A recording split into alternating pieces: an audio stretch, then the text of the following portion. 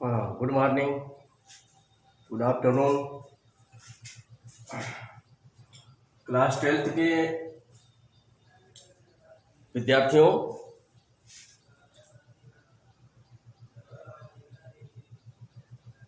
जैसा कि आप सभी जानते हैं कि महामारी का काल चल रहा है। एजुकेशन की जो सिस्टम है वो धीमे धीमे ऑनलाइन चल रहा है। इस कंडीशन में स्थिति को देखते हुए इंग्लिश ग्रामर से पहला चैप्टर नरेशन का, दूसरा चैप्टर सिंथेसिस का वीडियो के माध्यम से पढ़ाया गया है और जो भी उसमें विधि एग्जाम्पल सहित बताई गई है उसको आप लोग ध्यानपूर्वक देखते रहेंगे। तीसरा चैप्टर भी थोड़ा स्टार्ट किया गया है ट्रांसफॉर्मेशन का, लेकिन अब इंग्लिश ग्रामर को हम बंद करने जा रहे हैं, बाद में पढ़ाया जाएगा। अब जो बुक है आपकी जिसमें लेसन दिए गए हैं, प्रोज का है, पोइट्री का है, शॉर्ट स्टोरी है, तो इसमें से प्रोज का लेसन अभी बाद में पढ़ाएंगे। पहले हम शुरुआत करते हैं पोइट्री का। पोइट्री में पहला लेसन है character of A happy life. पहला लेसन है आपका character of A happy life, सुखी व्यक्ति का चरित्र। इसको कंपोज्ड करने वाले कवि का नाम है sir Henry Wotton. Sir Henry Wotton lesson का नाम और कवि का नाम दोनों याद रखिएगा। इन्होंने सुखी व्यक्ति के चरित्र के बारे में अपने पोयम के माध्यम से लिखा है, जिसको मैं समझा रहा हूँ। 2 स्टेंजा मैं समझा दे रहा हूँ आज, 2 स्टेंजा, इसके बाद कल 2 स्टेंजा समझा देंगे। जब पूरा कंप्लीट हो जाएगा उसके बाद से इसका रेफरेंस, कंटेक्स्ट और एक्सप्लेनेशन बताएंगे। आप लोग वीडियो के माध्यम से समझिए और किताब भी खरीद लीजिए और उसे भी मिला करके पढ़िए, समझ में आता जाएगा। तो स्टेंजा 1 में 4 लाइन जो पक्तियां हैं पोयम की, इसको देखिए। How happy is he born और taught that serveth not and others will, whose armour is his honest thought and simple truth his utmost skill. कवि सर हेनरी वॉटन पोयम के माध्यम से हमें बताते हैं कि एक सुखी व्यक्ति वही व्यक्ति होता है। हाउ हैप्पी इज ही सुखी व्यक्ति के लिए प्रयोग किया गया है। सुखी व्यक्ति वही व्यक्ति होता है जो जन्म अथवा शिक्षा से, हाउ हैप्पी कितना हो प्रसन्न हो, कितना हो सुखी हो, that serveth not others will, वो व्यक्ति दूसरे की इच्छा, विल माने इच्छा होता है, दूसरे की इच्छा का, सर्वेथ माने दास होता है, दूसरे की इच्छा का दास या गुलाम नॉट नहीं होता है। वह होता है सुखी व्यक्ति या हैप्पी मैन उसको कहते हैं। एक प्रसन्नचित व्यक्ति या सुखी व्यक्ति वह व्यक्ति होता है जो जन्म अथवा शिक्षा से कितना हो खुश हो, कितना हो प्रसन्न हो।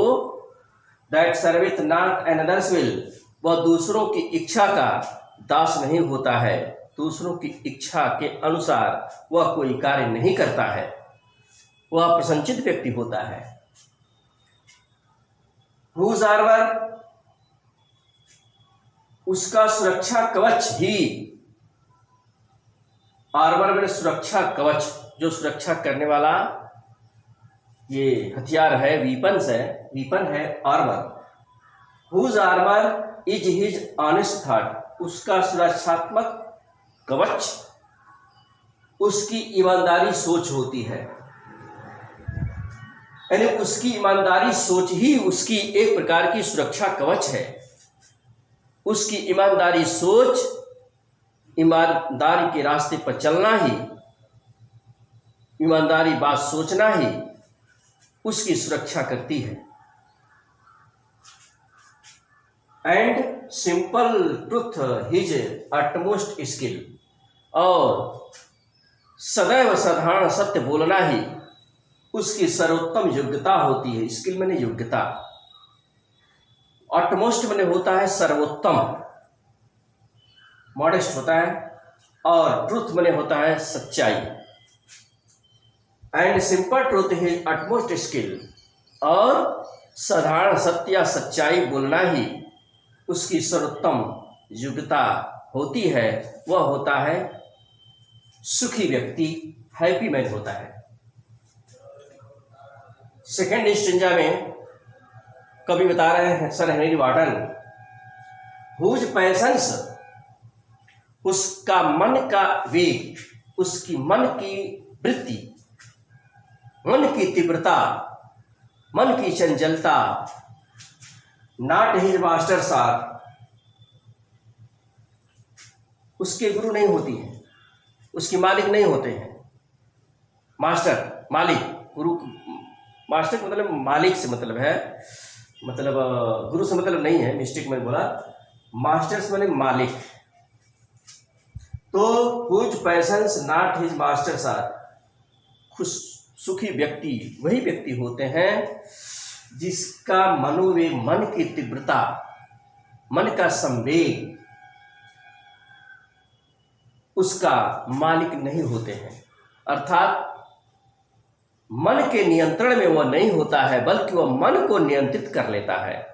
मन उसके नियंत्रण में होता है, वो होता है सुखी व्यक्ति। जो मन को कंट्रोल में रखता है, माइंड को कंट्रोल में रखता है, तीव्र भावना को कंट्रोल में रखता है, वह होता है प्रसन्नचित्त व्यक्ति, हैप्पी मैन होता है। सुखी व्यक्ति वही व्यक्ति होता है। तो सुखी व्यक्ति अपने मन का मालिक होता है, मन उसका मालिक नहीं होता है। Whose soul is still prepared for death, वह प्रसन्नचित्त व्यक्ति होता है जिसकी आत्मा इज स्टिल सदैव प्रिपेयर्ड, तैयार रहती है, रेडी रहती है, फॉर डेथ, मृत्यु के लिए। मरने से वह डरता नहीं है। प्रसन्नचित्त व्यक्ति वह व्यक्ति होता है। Untied unto the world with care, a princely love of or vulgar faith.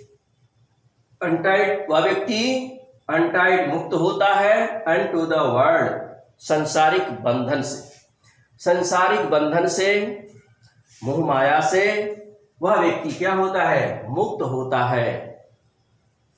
With care of princely love, राजाओं जैसे प्रेम, राजाओं के जैसे प्रेम, अथवा वल्गर फेथ, सामान्य लोगों, साधारण लोगों या सामान्य लोगों के,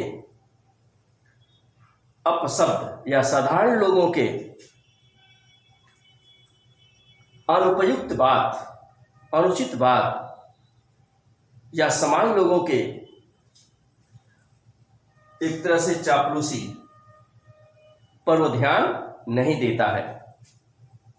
सामान्य लोगों की चापलूसी की वो परवाह नहीं करता है, और राजाओं जैसे प्रेम की वो प्रशंसा नहीं करता है, अथवा प्रेम की इच्छा नहीं करता है। ये कहिए, राजाओं जैसे प्रेम की इच्छा भी नहीं करता है, और सामान्य